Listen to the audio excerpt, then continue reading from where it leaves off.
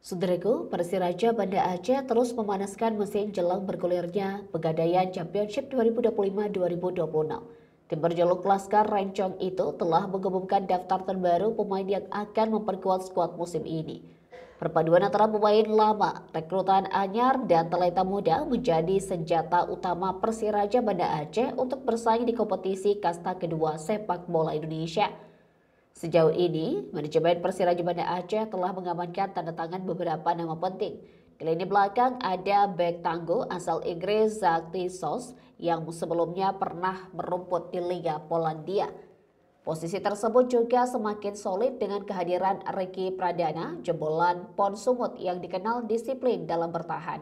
Untuk sektor serangan, Muhammad Revan bomber andalan Persiraja yang musim lalu membela PSMS Medan resmi kembali memperkuat tim Laskar Rencong.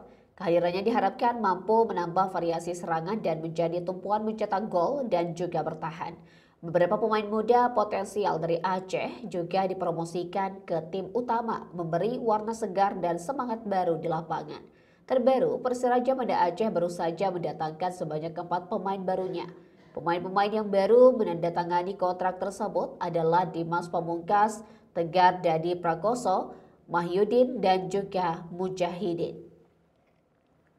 Meskipun masih membuka peluang untuk mendatangkan tambahan pemain, terutama di sektor tengah, targetnya jelas. Persiraja Banda Aceh ingin tampil lebih konsisten dan bersaing di papan atas klasmen sekaligus mengembalikan kejayaan mereka di kancah nasional.